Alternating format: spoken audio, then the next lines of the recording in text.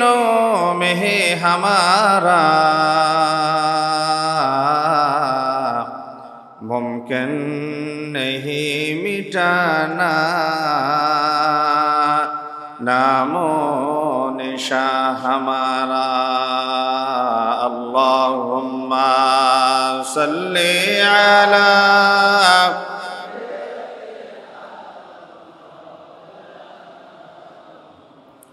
वअला आलि सय्यिदिना।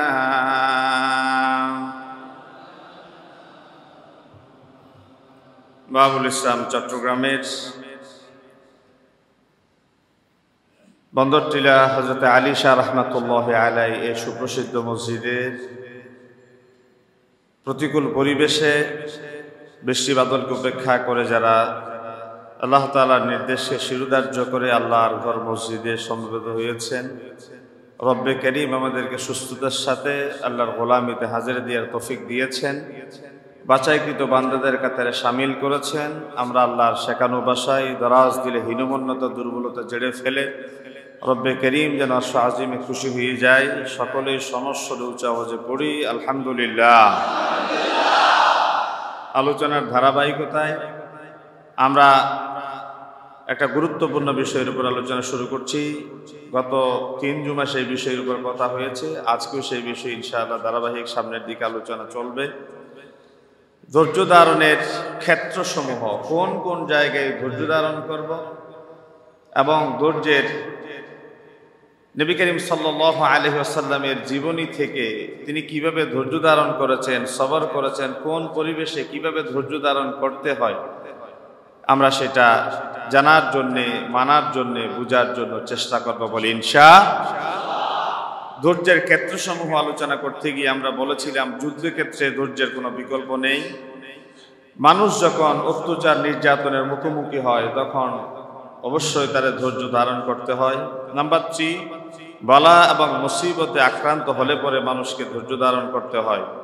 নাম্বার 4, মানুষ যখন রোগ সুখের মুখোমুখি হয় তাকে ধৈর্যের চরম পরাকাষ্ঠা প্রদর্শন করতে হয়। নম্বর 5, প্রতিবেশীর মন্দ আচরণে ভালো আচরণ দিয়ে তাকে যে পরিবেশ বজায় রাখার ক্ষেত্রে ধৈর্য ধারণ করতে হয়। আল্লাহর আদেশ ও নিষেধ পালনে বান্দাকে ধৈর্যের সর্বোচ্চ পরাকাষ্ঠা প্রদর্শন করতে হয়। তারপরে সুখ পালনের ক্ষেত্রে কিভাবে ধৈর্য ধারণ করব সেই বিষয়টা আলোচনার মাধ্যমে গত জুমার আমরা আলোচনা শেষ করেছিলাম। আজকের আলোচনার একটা বিষয় হচ্ছে মানুষ যখন ক্রোধান্বিত হয়, মানুষ যখন অধিকার থেকে বঞ্চিত হয়, মানুষ যখন না পাওয়ার বেদনাকে পুঞ্জীভূত করে বিস্ফোরণের মুখোমুখি হয়ে যায়, তখন মানুষ যেন ধৈর্য হারা না পড়ে, মানুষ যেন ধৈর্যকে পুঁজি করে ওভারকাম করে বিষয়টাকে নিজের অনুকূলে রাখে। রেগে গেলেন তো হেরে গেলেন এই পলিসি যেন সে অবলম্বন করে। কোরআনুল কারীম আল্লাহ তাআলা বারে বারে বলেছেন ওয়াস্তাঈনু বিস-সাবরি ওয়াস-সালাত। আমরা জানি ইবাদতের শিরোমণি হচ্ছে সালাত, কিন্তু আল্লাহ তাআলার কাছে সাহায্য চাওয়ার জন্য দুটো পন্থার কথা তিনি বলে দিয়েছেন, তার ভেতরে সালাতের আগে তিনি সবরকে উল্লেখ করেছিলেন। তোমরা সবর এবং সালাতের মাধ্যমে আল্লাহর কাছে সাহায্য চাও। এবং কোরআনুল কারীমে আরেকটি জায়গায় তিনি বলেছেন ইয়া আইয়ুহাল্লাযীনা আমানুস্তাঈনু বিস-সাবরি ওয়াস-সালাত। হে ঈমানদাররা তোমরা আল্লাহর কাছে সাহায্য চাও সবর এবং সালাতের মাধ্যমে। এরপরে তিনি আবার স্পেসিফিক করে জোর দিয়ে বলেছেন ইন্নাল্লাহা মা'আস সাবিরিন। এখানে আল্লাহ তাআলা চাইলে বলতে পারতেন যারা সালাত আদায় করে তাদের সাথে আল্লাহ আছেন, কিন্তু সেটা না বলে তিনি বলেছেন যারা ধৈর্যশীল তাদের সাথে আল্লাহ আছেন। এবং কোরআনুল কারীমের সূরা জুমারের ভেতরে এও তিনি বলেছেন ইন্নামা ইউওয়াফাস সাবিরুনা আজরাহুম বিগাইরি হিসাব। যারা সাবের, যারা ধৈর্যশীল, আল্লাহ তাআলা তাদের নিয়ামতকে কোনোভাবেই কমতি করে দিবেন না, পরিপূর্ণ ষোলকলায় তাদেরকে আল্লাহ তাআলা নিয়ামত রাজি বরাবরই বুঝিয়ে দিবেন। সুবহানাল্লাহ বলেন। এজন্য মানুষ যে কয়েকটা জায়গায় ধৈর্যহারা হয়ে যায়, অধৈর্যের মুখোমুখি হয়, তার ভেতরে অন্যতম হচ্ছে মানুষ যখন ক্রোধান্বিত হয়, মানুষ যখন বিক্ষোভে ফেটে পড়ে, মানুষ যখন না পাওয়ার বেদনাকে সাথে নিয়ে পাওয়ার জন্যে আকাঙ্ক্ষী হয়ে পড়ে, তখন সে ধৈর্যহারা হয়ে যায়। এই ক্ষেত্রে নবী করিম সাল্লাল্লাহু আলাইহি ওয়াসাল্লামের দৃষ্টিভঙ্গি কি, ইসলাম আমাদেরকে কি বলে? নবী করিম সাল্লাল্লাহু আলাইহি ওয়াসাল্লাম বলেছেন, মানুষের পাশবিক প্রবৃত্তির অন্যতম হচ্ছে ক্রোধ। ক্রোধের সময় মানুষের ধৈর্যের বড় প্রয়োজন হয়। হযরত হারিস ইবনে সুয়াইদ রাদিয়াল্লাহু তাআলা আনহু হাদিস বর্ণনা করলেন, তিনি হযরত আব্দুল্লাহ থেকে বর্ণনা করেন, قال رسول الله صلى الله عليه وسلم ما تعدون السرعة فيكم। বিশ্বনবী জানতে চাইলেন, বলে যে তোমরা কোন ব্যক্তিকে বড় বাহাদুর বলে মনে করো, কোন ব্যক্তিকে তোমাদের মাঝে বড় শক্তিশালী বলে মনে করো, কোন ব্যক্তিকে তোমাদের মাঝে সবচেয়ে পাওয়ারফুল বলে মনে করো? কালো সাহাবায়ে কেরামরা পরস্পরের দিকে দেখে রাসূলুল্লাহর প্রশ্নের জবাব দিচ্ছেন, লা ইয়াসরাউহুর রিজাল, বলে যে যারে কেউ পরাস্ত করতে পারে না, যারে কেউ ঠকাতে পারে না, যারে কেউ পঞ্জীভূত করতে পারে না, যারে কেউ অধীন রাখতে পারে না, সেই হচ্ছে বড় শক্তিশালী মানুষ। কিন্তু রাসূলুল্লাহ পরক্ষণেই জানিয়ে দিলেন, লা, ওই ব্যক্তি শক্তিশালী নয়, যারে কেউ পরাস্ত করতে পারে না, যারে কেউ দমিয়ে রাখতে পারে না, সেই কেবল শক্তিশালী মানুষ নয়। ওয়ালাকিন্নাহুল্লাযী ইয়ামলিকু নাফসাহু ইনদাল গাযাব, ও ব্যক্তি বড় পরাক্রমশালী ব্যক্তি, বড় শক্তিশালী ব্যক্তি। প্রচন্ড রাগ এবং ক্ষোভের সময় যে মানুষটা ধৈর্যের পরিচয় দেয়, রাগকে হজম করতে পারে, রাগ প্রশমিত করতে পারে, আল্লাহর বিবেচনায় ওই বান্দাই বড় শক্তিশালী। সুবহানাল্লাহ। এই হাদিসের ব্যাখ্যায় কোরআনুল কারীমের দিকে দৃষ্টি দিলাম। আল্লাহ রাব্বুল আলামিন বলছেন, আল্লাযীনা ইউনফিকুনা ফিস সাররাই ওয়াদ-দাররাই ওয়াল কাযিমিনাল গায়য ওয়াল আফিনা আনিন নাস। যারা রাগকে হজম করতে পারে, মানুষকে স্পষ্ট অপরাধী হিসেবে পেয়ে ক্ষমা করতে পারে। আল্লাহ রাব্বুল আলামিন যারা রাগকে হজম করে, অপরাধী মানুষকে ক্ষমা করতে পারে, ওই বান্দারে বেশি ভালোবাসেন, বেশি মোহাব্বত করেন। আর আল্লাহ যারে ভালোবাসেন তার কি কোনো ভয় আছে? আওয়াজ দিয়ে শুনতে চাই, আল্লাহ যারে ভালোবাসে তার কি কোনো শঙ্কা আছে? এর ব্যাপারে আল্লাহ রাব্বুল আলামিন বললেন, ওয়াল্লাহু ইউহিব্বুল মুহসিনিন। যে ব্যক্তি রাগকে হজম করতে পারে, অপরাধী মানুষকে ক্ষমা করতে পারে, আল্লাহ তার নাম দিয়েছেন মুহসিন। মুহসিন বান্দারে তিনি বেশি ভালোবাসে। এই যে মানুষ যখন রাগান্বিত হয়ে যায়, মানুষ যখন পাশবিক প্রবৃত্তির বশবর্তী হয়ে অন্যকে ঘায়েল করতে গিয়ে যখন বিক্ষোভে, ক্ষোভে, রাগে, অভিমানে ফেটে পড়ে, এমত অবস্থা ইসলাম কি বলে? তোমার করণীয় বিষয় কি হবে? ক্রোধ, রাগ দূরীভূত করবার কিছু পন্থা, কিছু পলিসি ইসলাম বলে দিয়েছেন। 3টা পলিসি ইসলাম বলেছে। প্রথম নাম্বার, মানুষ যখন রেগে যায়, মানুষের রাগ যখন বেড়ে যায়, তখন সে কি করবে? হযরত আবু হুরায়রা রাদিয়াল্লাহু তাআলা আনহু হাদিস বর্ণনা করলেন, নবী করিম সাল্লাল্লাহু আলাইহি ওয়াসাল্লাম বলেন, ইযা গাদিবা আহাদুকুম ওয়া হুয়া কাঈমুন, কোন মানুষ যখন রেগে যায়, রাগান্বিত মানুষ এমত অবস্থায় তিনি দাঁড়ানো আছেন, ফালিয়াজলিস, সাথে সাথে যেন তিনি বসে যান। ফাইযা যাহাবা আনহুল গাদাব, তিনি বুঝতে পারছেন এখনো রাগ প্রশমিত হয় নাই, এখনো রাগ ভালো মতো দমিয়ে যায় নাই, তাহলে বিশ্বনবী বললেন, ওয়া ইল্লা ফালিয়াবতাজি, তাহলে ওই বান্দা বসা থেকে যেন দ্রুত গতিতে শুয়ে যায়।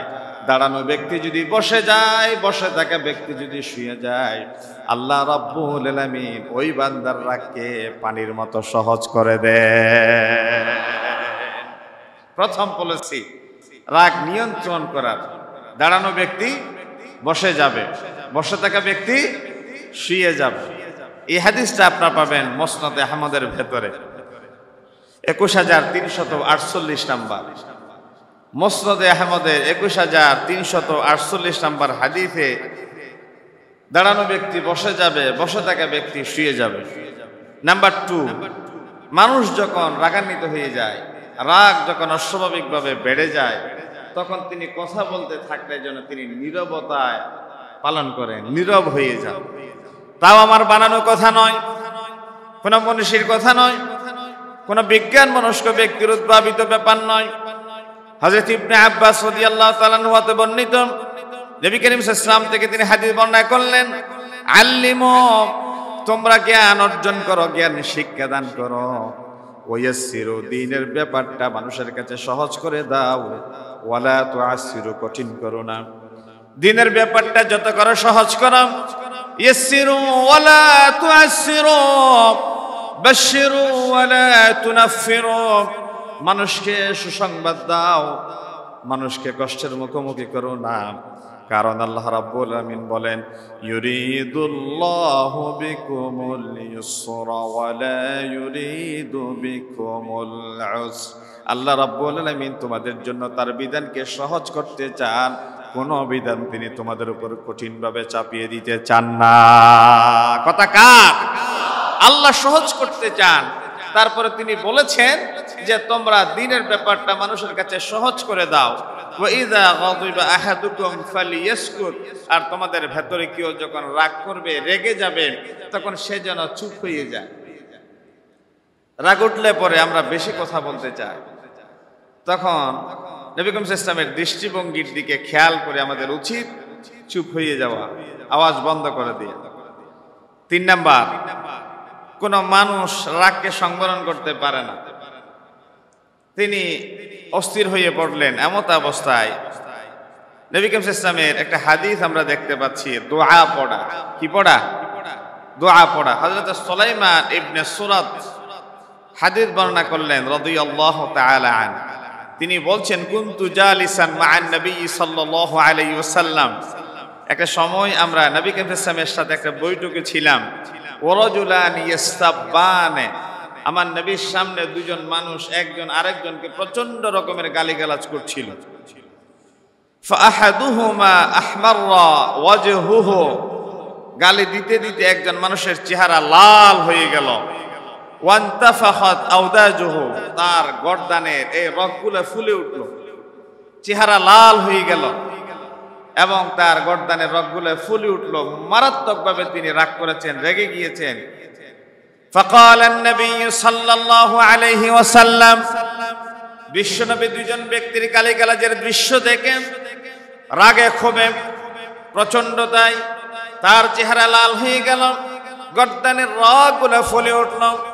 এমত অবস্থায় তিনি বললেন, ইন্নী লা'আলামু কালিমাতান লাউ ক্বালাহা যাহাবা আনহু মা ইয়াজিদু, আমি এমন একটি কালিমা জানি, এমন একটি সেন্টেন্স জানি, যেই কালিমাটা যদি তারা তেলাওয়াত করে আল্লাহ রাব্বুল আলামিন চাহে তো মুহূর্তের ভিতরে তাদের রাগ প্রশমিত হয়ে যাবে। আল্লাহু আকবার।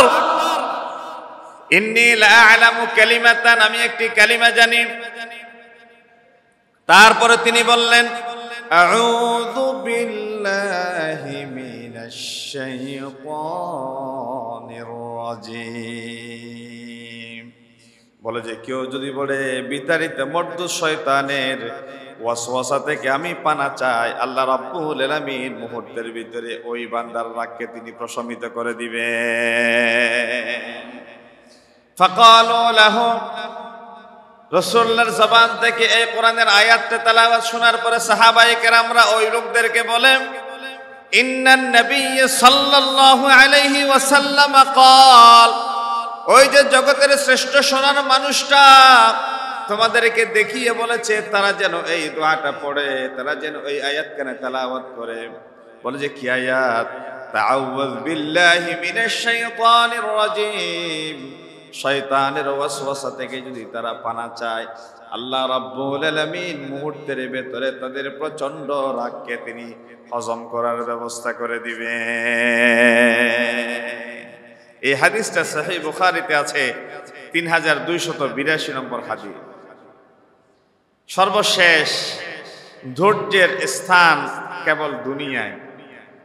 মানুষ ধৈর্যের পরীক্ষা দিবে দুনিয়াতে, আখিরাতে ধৈর্যের পরীক্ষা দেওয়ার দরকার নাই, কারণ আখিরাতে ধৈর্য বরাবর, এটা মানুষের নিয়ন্ত্রণে থাকবে না। আর দুনিয়ার এই পরিবেশটা মানুষের নিয়ন্ত্রণ চাইলে সে রাখতে পারে। এই জন্য ধৈর্য ধরার, ধৈর্যে থাকার ব্যাপারটা দুনিয়াতে আল্লাহ রাব্বুল আলামিন এ ব্যাপারে বলেছেন ফাসবিরু আও লা তাসবিরু, তোমরা ধৈর্য ধারণ করো অথবা অধৈর্য হও। সাওয়াউন আলাইকুম, তোমাদের জন্য দুইই সমান। ইন্নামা তুজজাউনা মা কুনতুম তা'মালুন, তোমাদেরকে সেই প্রতিদানই দেয়া হবে যা তোমরা আমল করেছিলে। কোরআনুল কারীমের সূরা আত-তুরের 16 নম্বর আয়াতের মাধ্যমে জানা যায় ধৈর্য রাখা, ধৈর্য না রাখা, ধৈর্যের বশবর্তী হওয়া, ধৈর্যের বাঁধ ভেঙে অধৈর্য হওয়া, এটা দুনিয়ার ব্যাপার।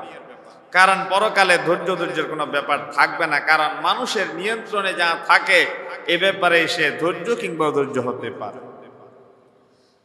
এখন থেকে আমরা জানার চেষ্টা করব নবী করিম সাল্লাল্লাহু আলাইহি ওয়াসাল্লামের উপর আসা নানা অত্যাচার, নির্মমতা, নির্যাতন, পারসিকিউশন, অবরোধ, নানা উৎকণ্ঠার ভেতরে তিনি যে ছিলেন, তখন বিষয়টা তিনি কিভাবে ওভারকাম করেছেন।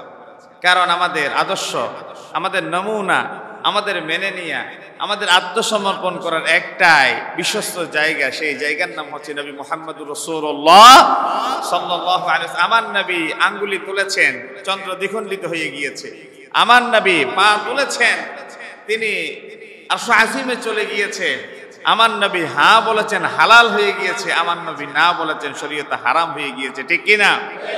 এই জন্য শরীয়তের সকল ব্যাপার আল্লাহ আমার নবীর উপর ফোর্স করে চাপিয়ে দেননি, তিনি আমার নবীর উপর কিছু বিষয় ছেড়ে দিয়েছেন। যেমনটা হজের ব্যাপারে একজন ব্যক্তি আমার নবীর কাছে জিজ্ঞাসা করলেন, ইয়া রাসূলুল্লাহ, আপনি বারে বারে বলেছেন আমাদেরকে, তোমাদের যাদের উপর হজ ফরজ হয়েছে, ফাহুজ্জু, তোমরা হজ করো। আমি জিজ্ঞাসা করলাম, আকুল্লা আম, হজ কি প্রতি বছর? নবী করিম সাল্লাল্লাহু আলাইহি ওয়াসাল্লাম চুপ থাকলেন, হাত্তা ক্বালাহা সালাসান, এমনকি ওই ব্যক্তি 3 বার বললেন, ইয়া রাসূলুল্লাহ, হজ কি প্রতি বছর? 3 বার বলার পরে নবী করিম সাল্লাল্লাহু আলাইহি ওয়াসাল্লাম একটু রেগে গেলেন।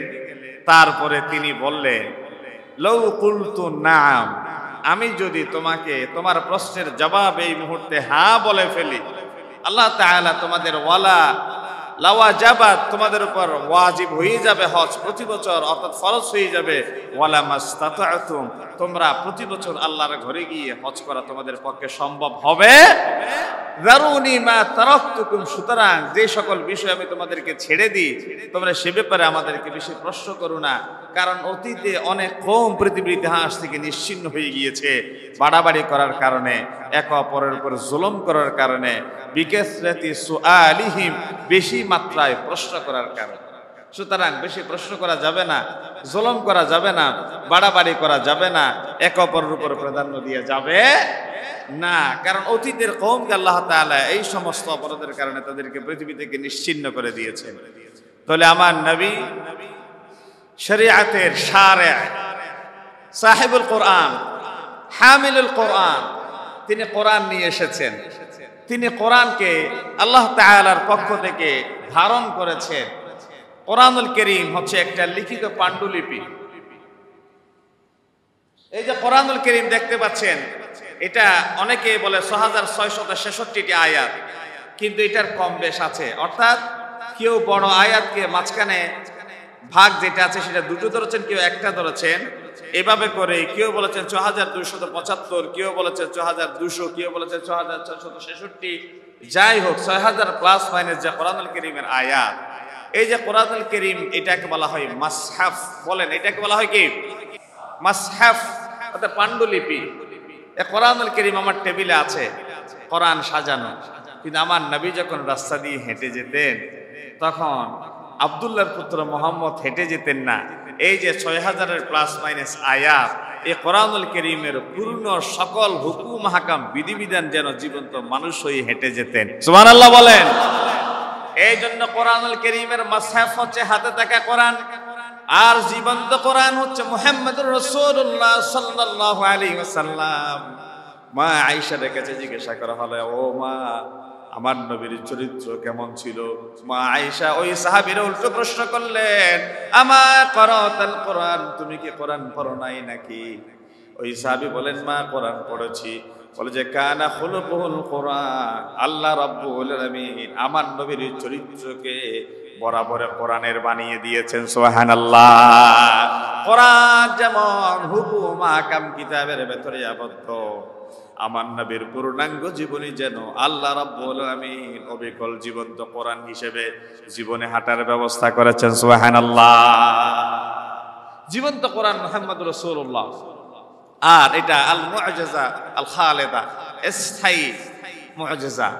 অন্যান্য নবীদের জীবনে এই যে সুলাইমান আলাইহিস সালামের আংটি ছিল, তার ইন্তেকাল, আংটির মুআজিজা শেষ। মুসা আলাইহিস সালামের লাঠি, মুসা আলাইহিস সালামের ইন্তেকাল, লাঠির মুআজিজা শেষ। সালেহ আলাইহিস সালামের অস্ত্রী, ইন্তেকাল শেষ।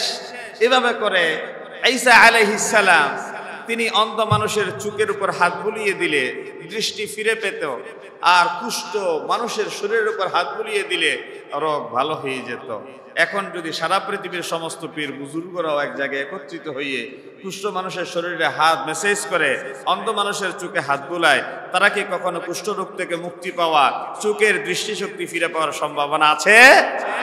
নাই। কারণ যেই মুআজিজা যেই নবীর সাথে সম্পৃক্ত ছিল সেটা সেই সময় শেষ। হযরত দাউদ আলাইহিস সালাম এই যে লোহা তিনি ধরেছেন, লোহা মোমে পরিণত হয়ে গিয়েছে। সারা পৃথিবীর সমস্ত পীরেরা এক জায়গায় হয়ে ধরে দেখাতো, একটা লোহারের চেপে মোম বানায়। আর পক্ষে কি করা সম্ভব হবে? কিন্তু আমার নবীর এই চিরন্তন স্থায়ী মুআজিজা কোরআনুল কারীম আজ থেকে ১৫০০ বছর আগে যেমন ছিল অদ্যাবধি তেমন আছে, কিয়ামত পর্যন্ত থাকবে। কোরআনুল কারীমের একটা অক্ষর, একটা নুকতা, একটা জের, একটা জবর, একটা বিধান অতীতে কেউ পরিবর্তন করতে পারে নাই, এখনো সম্ভব হচ্ছে না। জ্ঞান বিজ্ঞান প্রযুক্তি ইনফরমেশন টেকনোলজি যত সায়েন্টিস্ট, ভাষাবিদ, পণ্ডিত, সাহিত্যিক সামনের দিকে অগ্রসর হবে, কোরআনুল কারীমের সাথে পাল্লা দিয়ে খোদার কসম একটা অক্ষর, একটা জের, একটা জবর পরিবর্তন কারো পক্ষে করা সম্ভব হবে না। ঠিক কিনা বলেন? এটাই হচ্ছে কোরআনুল কারীমের জীবন্ত মুআজিজা। আর পৃথিবীর সমস্ত অভিসন্দর্ভ রিসার্চ পেপার অভিসন্দর্ভ লেখার পরে তারা প্রিফেসে লিখে দেন যে আমি আমার গবেষণা, আমি আমার সাধনা, আমি আমার চেষ্টা, আমি আমার মেধা সবটুকুন এক জায়গায় একত্রিত করে চেষ্টা করেছি নির্মূলভাবে আমার এই অভিসন্দর্ভকে রচনা করবার জন্যে।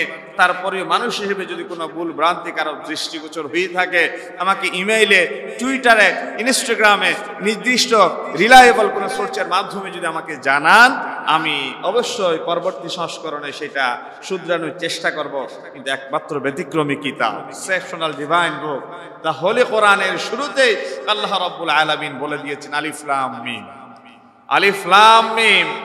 তোমরা কি পরিমাণ জ্ঞানের জ্ঞানী হয়েছো, তোমরা কি পরিমাণ পণ্ডিত, তোমরা কি জাতের পৃথিবীর জ্ঞান আহরণ করেছ, সারা দুনিয়ার সমস্ত জ্ঞানকে এক জায়গায় একত্রিত করে সমস্ত পণ্ডিত, বিজ্ঞানী, সাহিত্যিক, গবেষকদেরকে এক জায়গায় একত্রিত করে পুরো কোরআনের ব্যাখ্যা লেখার দরকার নাই, শুধু কোরআনুল কারীমের শুরুতে দিয়া আলিফ লাম মিম 3টা অক্ষরের ব্যাখ্যা লিখে দেখাও। ১৫০০ বছর কেউ ব্যাখ্যা লিখে দেখাতে পারে নাই। কিয়ামত পর্যন্ত সময় আলিফ লাম মিম এই 3টা অক্ষরের ব্যাখ্যা কিয়ামত পর্যন্ত কোনো বিজ্ঞানী, ভাষাবিদ, সাহিত্যিকের পক্ষে করা সম্ভব হবে না। ঠিক কিনা বলেন? এটা হচ্ছে কোরআনুল কারীমের জীবন্ত মুআজিজা।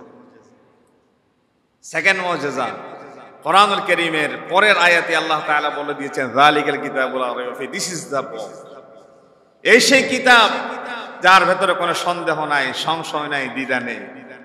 স্বাধীনতার 53 বছর বয়সে এসে আমরা বাংলাদেশের দুষ্পরিবর্তনীয় সংবিধান, এই সরকার একটা আইন প্রণয়ন করে পরবর্তী সরকার এসে অ্যামেন্ডমেন্টের মাধ্যমে বলে এই আইন এখন চলে না, পরিবর্তনযোগ্য। ওই সরকার একটা আইন প্রণয়ন করে পরবর্তী সরকার এসে বলে না, এটা অ্যামেন্ডমেন্ট করা দরকার। আজকে 53 বছরের স্বাধীনতার এই বর্ষে এসে 16-17 বার বাংলাদেশ সংবিধানকে দুষ্পরিবর্তনীয় হওয়ার পরেও আমরা সংশোধন করতে বাধ্য হয়েছি। কিন্তু কোরআনুল কারীম আজ থেকে ১৫০০ বছর আগে নাজিল হওয়ার পরেও এই কোরআনুল কারীমের কোন আইন নিয়ে, কোন ব্যাকরণিক, কোন গ্রামাটিক্যাল ব্যাপার নিয়ে আজ পর্যন্ত কেউ এই কথা বলার দুঃসাহস দেখাতে পারেনি। ১৫০০ বছর আগে আরবের সেই মরু প্রান্তে নাজিল হওয়া কোরআনুল কারীমের সেই গ্রামারের, ব্যাকরণিক বা গ্রামাটিক্যালের সেই ব্যাপার আধুনিক জ্ঞানের সাথে বিজ্ঞানের সাথে যায় না, নতুন করে আমাদের সংস্কার সংশোধন করা দরকার। এই কথাকে আজ পর্যন্ত কোনো মায়ের বাচ্চা বলতে পেরেছে? বলতে পারে না, কিয়ামত পর্যন্ত পারার সম্ভাবনা নাই। আর এই হচ্ছে আমার নবীর জীবন, এই হচ্ছে আমার নবীর চিরন্তন মুআজিজা। এই কোরআনুল কারীম মানুষ যখন কোন এই যে ছাত্র আন্দোলন, এই যে উদ্ভূত পরিস্থিতি, নানা সমস্যা, মানুষ যখন কোনো বিপদাপদ মুসিবতের মুখোমুখি হয়ে যায়, সরকার মানে না, এরা ছাড়ে না, একদল আবেদন করে আর একদল মানে না। এই যে নানা টানাপোড়েনের ভেতরে ইসলাম বলছে, তোমরা যদি তোমাদের ভেতরকার উদ্ভূত পরিস্থিতির সমাধান করতে না পারো, ফাইন তানাযাআতুম ফি শাইইন ফারুদ্দুহু ইলাল্লাহি ওয়ার রাসূল, আল্লাহ এবং তার রাসূলের দিকে ফিরে যাও।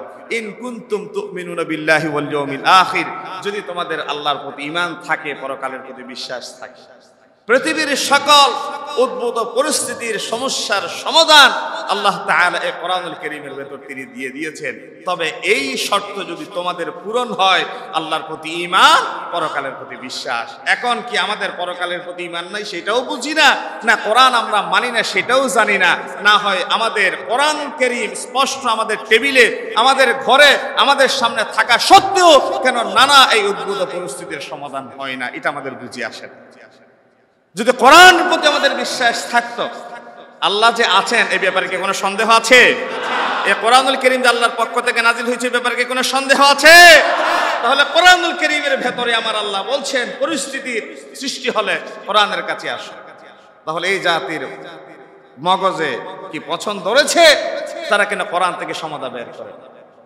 কোরআন থেকে যদি সমাধা বের করতে চায়, তাহলে হানাহানি, রক্তারক্তি, মারামারির মুখোমুখি হতে হতো না এই জাতি।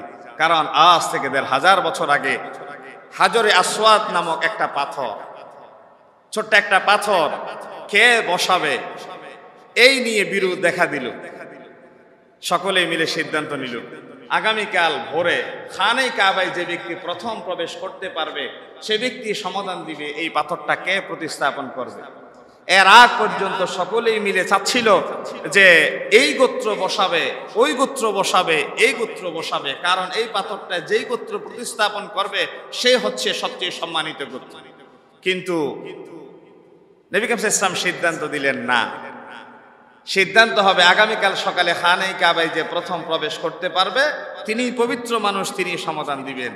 কিন্তু আল্লাহ তাআলার মেহেরবানিতে পরদিন সকালে সর্বপ্রথম সকলের আগে খানে কাবায় যিনি প্রবেশ করেছেন তিনি হচ্ছেন মুহাম্মদুর রাসূলুল্লাহ।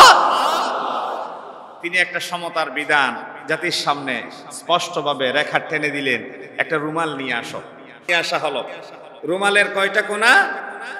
4টা কোনা, 4 কোনা মাঝখানে সকলেই মিলে ধরো, পাথরটা মাঝখানে বসাও।